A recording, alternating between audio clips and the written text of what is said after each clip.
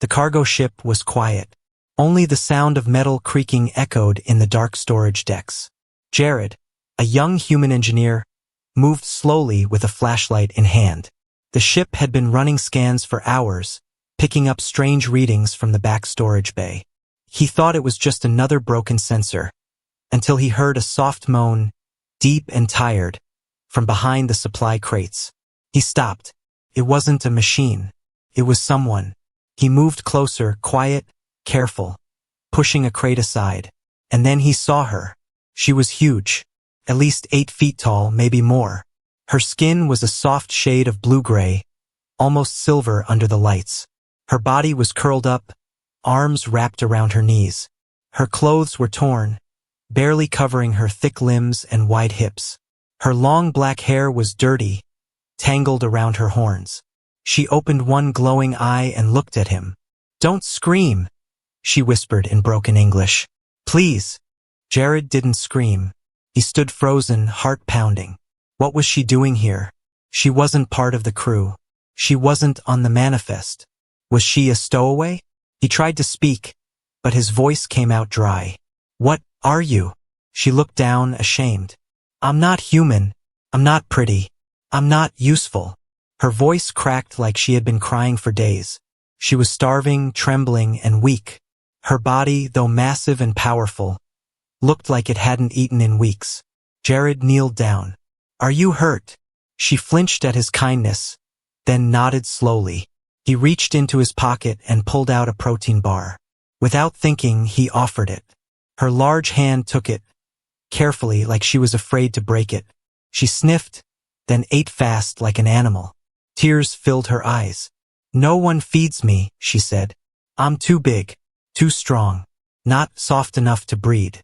They said I'd scare the males." Jared blinked. He didn't expect that. She looked at him again, softer now. "You're not afraid?" "No," Jared said. "Just surprised." She gave a weak smile. "My name is Relia," she said. "I hid here when they sold the others. They were smaller. I was too much." He helped her sit up properly. "You're safe now," he said, though he wasn't sure if that was true. If the captain found out, things could go badly. She looked at him with her glowing eyes. "Will you tell them?" Jared didn't answer. He stared at her thick arms, her large, muscular legs, her full chest. She was different, but not ugly. She was beautiful in a way that felt strong and real. "No," he said. "I won't tell." She smiled again, this time with warmth. "Thank you, human." But just then, the alarm blared. "Intruder alert. Cargo deck 9. Relia's eyes went wide with fear. Jared stood quickly, turning off his flashlight. "We have to move now." He grabbed her hand. It was huge compared to his, but she followed. They ran, through crates and shadows, his heart beating fast. Who had triggered the alarm? Who knew she was here? And more importantly, what would they do if they found her? Jared led her down the narrow maintenance tunnels, where cameras couldn't see. The lights flickered above them, and each step felt louder than it should. Relia struggled to keep quiet. Her massive feet thudded on the metal floor no matter how careful she tried to be. But she followed without question. They stopped in a hidden alcove behind a vent panel. Jared caught his breath, listening. Voices were echoing through the hallway above. "She's somewhere in the lower bays," someone said. Heat signatures picked up movement. "Can't be human." Relia looked at Jared, fear in her glowing eyes. "They'll take me back," she whispered. "Put me in the cages again. Or worse." Jared shook his head. "Not if I can help it." She stared at him, confused. "Why? Why do you care? I'm not like your kind. Too big. Too ugly." "You're not ugly," he said. "Not to me." Relia blinked, stunned. For a second, she didn't know what to say. Her cheeks, under the grime and bruises, flushed purple, a sign of deep emotion in her species. He gently touched her arm. Her skin was warm and rough, but the muscle underneath tensed at his touch, not in fear, but surprise. "You deserve better," Jared said. A loud clang interrupted the moment. Someone was coming down the ladder shaft nearby. Hide, Jared whispered. Relia tried to shrink into the corner, pulling a thermal tarp over herself. Jared stepped out and pretended to work on a wall panel. 2 guards came down, both with rifles. One of them, Officer Kellen, gave Jared a long look. You're not supposed to be down here, engineer. Sensor malfunction, Jared replied. Came to recalibrate the relay. Figured I'd beat the backlog. Kellen glanced at the panel, then around the hallway. You hear anything strange? Jared shook his head. Just the pipes moaning like usual. Probably rodents. The second guard grunted. Well, keep your ears open. Command says there's a Xeno on board. Dangerous one. Jared pretended to be shocked. A Xeno? Here. Kellen narrowed his eyes but nodded. Yeah, big one too. Probably hiding. If you see anything, report it. Of course. The guards moved on. Jared didn't breathe until their footsteps faded. He turned back, lifted the tarp. Relia was holding her breath, muscles tight. When she saw Jared, her body relaxed, but tears filled her eyes. You could have said I was here, she whispered. Let them take me. I don't want them to take you, he replied. Why? He hesitated. I don't know, he said softly. I just don't want to lose you. That made her look at him deeply, as if studying every line of his face, trying to understand. No one had ever said something like that to her. Not on her world. Not in the cages. They stayed hidden for hours. Jared brought her some food packets from a storage closet. She ate slowly now, more calmly. He talked about Earth, about green fields and the sound of rain on rooftops. She listened like she was dreaming of a place she never thought she'd see. You're kind, she said. Strange, but kind. Later, when the ship was quiet again, Jared took her to his maintenance quarters, small but private. He disabled the sensors for routine diagnostics. She ducked through the doorway, barely fitting, but once inside, she sat on the floor, folding her long legs. She looked at the walls, at his tiny cot, the tools, the photos of Earth. Your home is soft, she said. It's not much, but it's safe. She nodded. That's more than I've had in years. There was silence. Then she spoke again. I wasn't always unwanted, she said, voice low. Back home, before the war, I had a mate. We tried to have children, but I was told I was too big. My body wouldn't carry life. I was sold after that. Labeled unfit. Not even good enough to breed. Jared looked at her. Not with pity, but with a strange warmth in his chest. He reached out and held her hand, completely wrapped around his, but she squeezed it softly. You're not broken, he said. She looked at him, eyes glowing again. You're the first one to say that. That night, she lay curled on the floor, resting for the first time in days. Jared watched her sleep, heart racing. Something was happening, something he couldn't explain. But he didn't want it to stop. Outside, in the command deck, Kellen pulled up the heat scan reports again. The signals had vanished, but there was a faint double signature near the engineering wing. He narrowed his eyes. Engineer Jared, what are you hiding? And just like that, danger was on its way again. The ship entered orbit around a dead moon, its surface gray and cracked like dried bone. Jared used the distraction of orbital positioning to hide Relia deeper within the ship, inside the old terraforming supply room, long abandoned and filled with dust. He dragged crates to block the doorway and rewired the interior lights so no scans could detect her heat. She watched him work, sitting on the floor with her arms wrapped around her knees as wide as his chest. Her gaze followed every movement he made. When he finally sat down, exhausted, she reached out her hand again, just to hold his. You protect me, she said. Jared gave a soft laugh. Maybe I'm crazy. No, she replied. You're different. He didn't pull away. In fact, he liked how her hand felt. Big and strong, yes, but also warm, solid, comforting. But the danger hadn't passed. The door buzzed later that evening. Someone on the other side of his private room. Jared pressed a finger to his lips and glanced at Relia. She nodded and disappeared into the hidden shaft behind his wall. A narrow maintenance crawlspace only he used. He opened the door. Officer Kellen stood outside, arms crossed, a datapad in hand. "You've been offline for 3 hours," Kellen said. "No comms, no scans, no system updates. You running a side project down here, Jared?" "I was recalibrating the thermal regulators. Got some interference down near the coolant junction," Jared replied quickly. "Didn't want to trigger another false alarm." Kellen didn't look convinced. "Mind if I come in?" Jared tensed, then stepped aside. "Be my guest." Kellen walked in, scanning the walls with his pad. Relia remained perfectly still behind the panel, barely breathing. The officer paused near Jared's bunk. "Funny," Kellen muttered. "You've never taken a day off, never been late, never caused problems. But now, the moment a Xeno alert hits, you're skipping logs and shutting off sensors." Jared forced a shrug. "Ship's tense.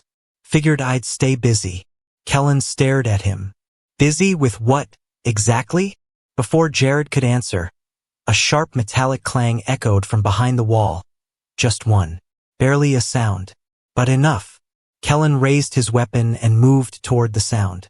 Jared stepped between him and the wall. "Something wrong?" Jared asked, voice tight. "You tell me," Kellen growled. "Move." But Jared didn't move. "I said move." Jared took a deep breath, then muttered, "There's nothing there." Kellen shoved him aside. He slammed the wall panel with the butt of his weapon and stopped. Nothing. Silence. Jared's heart pounded. Relia must have shifted deeper into the crawl space. Thank God. Kellen turned slowly. "You hiding something?" "No," Jared said. Kellen stared at him long and hard, then slowly lowered his rifle. "If I find out you're lying, I'll space you both." He walked out without another word. The door sealed behind him. Jared waited 10 seconds, then opened the secret panel. Relia crawled out, her body tight and tense. Sweat rolled down her temples. "I'm sorry," she whispered. "I dropped a tool. I tried not to."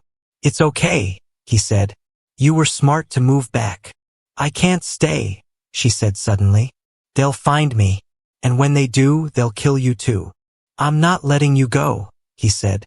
"Not into space. Not back to chains." She stared at him. "You'd die for me?" He didn't answer. She stepped closer, towering over him. "Why?" He looked up at her, feeling small but not afraid. "Because, when I'm with you, I feel more human." A long pause. Then she whispered, "You make me feel like I'm enough." That night they didn't sleep.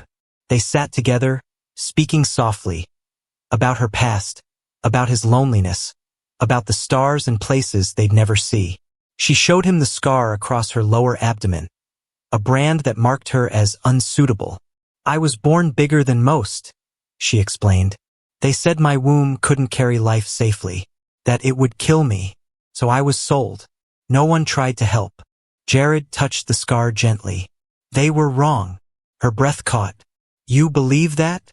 "I do." She leaned in close. Her large hands framed his face. "You're the only one who's ever said that." And then she kissed him.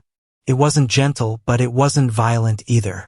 It was desperate, full of years of pain and longing. He returned the kiss, holding her close, feeling her body tremble. In that moment, it didn't matter that she was too big, or that he was too small. All that mattered was the way they held each other, like the galaxy outside no longer mattered. But deep in the control center, Kellen watched hidden logs, pressure readings, heat traces, movement records Jared thought were erased. He zoomed in. 2 bodies. Too close together. Too intimate. His eyes narrowed. "Found you," he whispered, and he smiled. The next morning, the ship floated in silent orbit, circling the dead moon like a vulture waiting for a meal. Inside the hidden supply room, Jared woke first. Relia was curled near him, her huge arm loosely draped across his chest. Her breathing was soft, slow, peaceful in a way that broke his heart. He didn't want to move. For the first time in years, he felt warm. Not because of heat, but because of her. But reality returned quickly. He slid out from under her arm and walked to the far wall. checking the comms panel he'd secretly wired into the storage crate. His fingers moved fast, typing in scrambled codes. He needed a plan. Someone would come for them, sooner than he liked. Behind him, Relia stirred. She sat up slowly, stretching her massive limbs. Her hair fell over her shoulder, tangled but soft-looking. "You didn't sleep," she said gently. "Didn't want to," he replied. She smiled, eyes still heavy with sleep. "You look tired." "I'm thinking." She nodded. "I'll leave, before they take you too." Jared turned sharply. "No, don't say that again." "They'll hunt you," she said. "Because of me." "They'll hunt us," he replied. "So we run. Together." He opened a new screen. It showed a maintenance escape pod at the bottom of the ship, small, old, and mostly ignored. Just big enough for two if one of them didn't mind being crushed against the other. "There's a pod," he said. "Autopilot is dead, but I can manually wire the controls. We drop during next moon eclipse. Ship sensors won't track us until it's too late." Relia walked over, towering beside him. "You would leave your world, your people, for me?" "I'd leave anything for you," Jared said quietly. She reached for his hand again, and this time she didn't hold back her strength. Her fingers gripped his firmly. She was still afraid, but also hopeful, like someone who had never been chosen before and didn't know how to believe it. But far above them, in the command deck, Kellen had already made his move. He uploaded a silent override to Jared's access codes, cut into his personal logs, and pulled the data from the last 24 hours. Then he brought it to the captain. Captain Roan watched the footage, eyes cold and unreadable.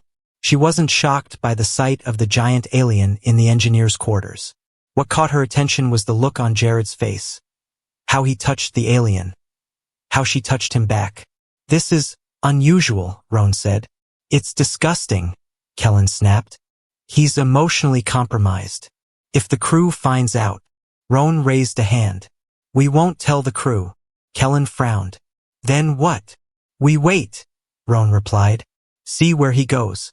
And when he tries to run, we catch them both." "But why wait?" "Because if we let them think they've won," Roan said, "they'll lead us to something bigger. There may be others." She turned to the console. "Mark the escape pod. Activate tracker." Kellen smiled darkly. He's not the only one who can play this game. Back in the supply room, Jared ran his final tests. The pod was ready. Navigation minimal. Life support tight. But it would work. "We launch tonight," he told Relia. "When the eclipse hits." She nodded, but something in her eyes had changed. She was quieter now, less sure. Her fingers trembled when she touched her stomach. He noticed. Something wrong. She hesitated, then whispered, "I feel strange." Jared froze. "Strange how?" "I've been sick all morning. My body aches, but not from hunger." He looked at her carefully. "What kind of sick?" Her eyes dropped. I think I'm pregnant." The words didn't register at first. Jared blinked. "What?" "I don't know how," she said. "It's not supposed to be possible. But my body feels different. My kind, we can feel it early. If it's real, the child is yours." His legs nearly gave out. "You said your kind couldn't." "I believed that for years," she whispered. "But maybe they were wrong." Jared stepped forward and placed both hands on her sides, gently feeling her warmth, her strength, her uncertainty. "You're not broken," he said again, firmer this time. "You never were." She started to cry, but their moment was broken by a quiet beep from the console. One Jared didn't recognize. A blinking red alert. Tracker signal detected. Pod compromised. Jared stared at the screen. The escape plan was ruined. They knew. "They're watching," he whispered. Relia's eyes widened. "What do we do now?" Jared looked up at her, his heart pounding, but his mind racing faster. "We don't run," he said. "We fight." Jared tore the panel open and ripped out the blinking tracker alert module, sparks flying from the wires. He didn't care. They knew now, and that changed everything. Relia stood behind him, quiet and pale, one hand resting on her stomach. Her glowing eyes flickered with fear, but beneath it was something fiercer, something wild. "They won't let you live," she said softly. "I'm not planning to ask for mercy," Jared replied, grabbing his toolkit. He moved quickly, ripping open his wall, pulling out hidden transponders, bypassing sensor loops. The crew thought he was just an engineer. They forgot engineers knew every hidden path in the ship, every code, every weakness. Relia watched him in silence. "You're preparing for war." "No," he said. "I'm preparing to vanish with you. But they'll come armed. And fast. That's why I need your strength." Her jaw clenched. "Then I won't hold back." Above them, Kellen paced in the command center. "The tracker just cut out," he barked. "He knows." Roan didn't even flinch. "Let him. We have every corridor mapped.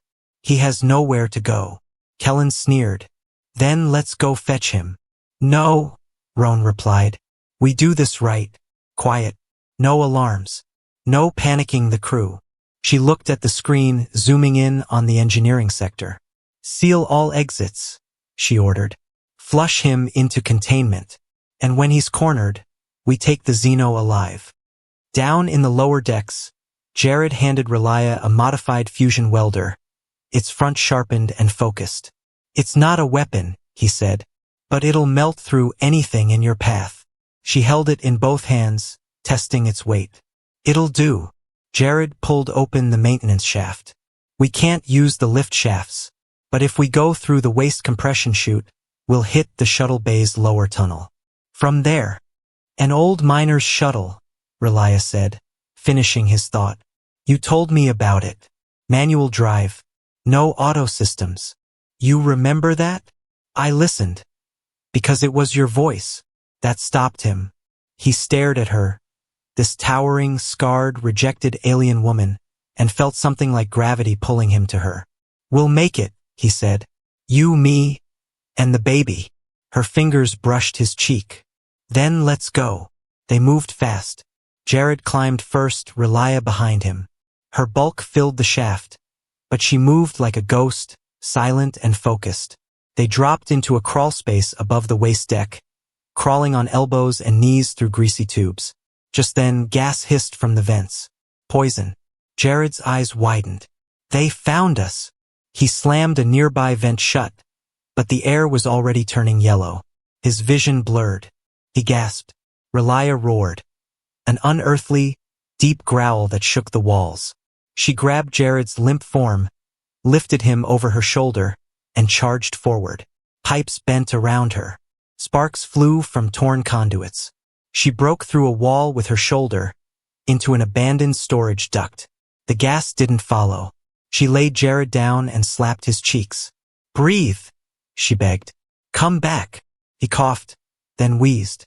His eyes opened slowly. "You threw me," he gasped. "You were dying." He laughed weakly. "Remind me never to get in your way." But there was no time to rest. Above them, boots echoed. 10, maybe 12 guards. "They're here," she said. "Then we run again," he replied. "No," she said, standing tall. "You run. I'll stay." Jared sat up. "What?" "No. They're not here for you. They're here for me. If I fight, you can escape. You can take the baby." He stared at her, horrified. "You want me to leave you behind?" "If it means saving our child, yes." "No," Jared said firmly. "You don't get to sacrifice yourself. That's my job." She knelt beside him, their faces close. "I've been told I was too much, too strong, too unfit for love. But now this? You? I feel full. I feel alive." He held her face gently. "Then let's stay alive together." From his tool belt, he pulled a pulse bomb, small, homemade, unstable. He placed it on the wall. "When this goes off, it'll black out the sector for 5 minutes. 5 minutes isn't much," she whispered. "It's enough," he replied. "We just have to move." She nodded. They kissed, brief, rough, real. He triggered the countdown. Then they ran. Behind them, light vanished. The hallway turned to darkness. Guards shouted. Systems crashed. But Relia and Jared vanished into the maze of metal and shadows, one heartbeat ahead of capture. And in the confusion, none of them noticed the small blinking signal on a lonely docked miner's shuttle coming online. The old miner's shuttle creaked as it powered up, coughing ancient systems back to life. Dust blew from forgotten vents. Rusted lights flickered. And somewhere deep in its engine core, something groaned like it hadn't been touched in decades. Jared slapped the console. Come on. Don't die on me now. The ship's interface blinked once. Then again. And finally hummed to a low, steady thrum. Relia stood guard at the hatch, her back to him, body tense. She held the modified fusion welder tightly in both hands. Behind them, echoes rang out across the docking bay, footsteps, shouting, the hum of boots powered by Gravtech. They were closing in. Got it, Jared shouted. She's alive. He ran to her side. We launch now, he said. Door closes in 40 seconds. Relia didn't move. Her eyes were fixed on something outside the hangar doors, movement in the shadows. Then she saw him, Officer Kellen. He wasn't in armor. No helmet. Just a long, sharp weapon glowing with energy in his hand. He stepped forward, slow and careful, like a predator stalking prey. There's nowhere left to run, he called. You think I don't see what this is? You think I don't know what you've done, Jared? Jared stepped in front of Relia. I did what was right. Kellen smirked. You broke protocol. You hit a hostile. You bred with a freak. Relia tensed, like a storm ready to break. She is not a freak, Jared said, fists clenched. She's a danger, Kellen snarled.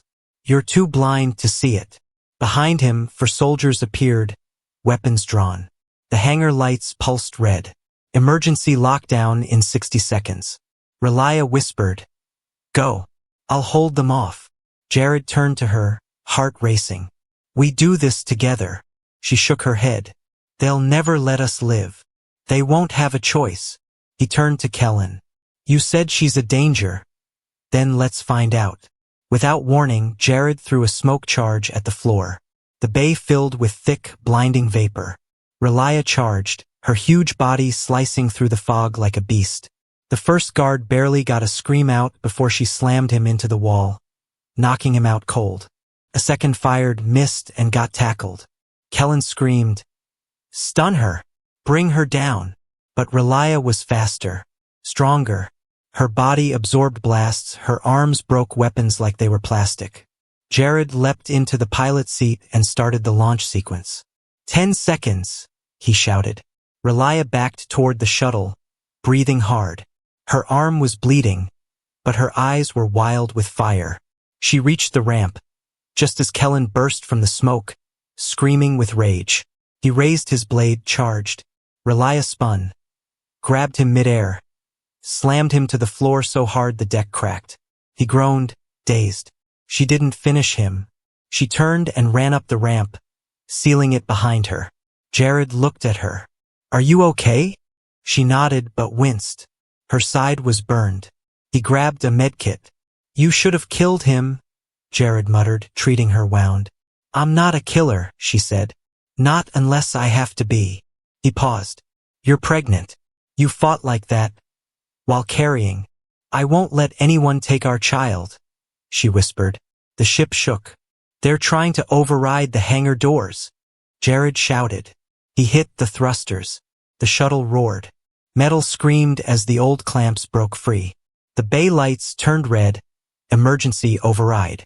Doors won't open in time, he yelled. Then break through, Relia said calmly. He nodded once. Hold on. The ship rocketed forward. The hangar doors began to open, but slowly. Too slowly. Brace! Jared screamed. The shuttle slammed through the half-open doors, ripping panels, shattering the lower edge. Sparks flew. The hull screamed. And then silence. Stars. They were out. Free. The shuttle drifted into space, limping forward. Jared sighed in relief, then looked at Relia.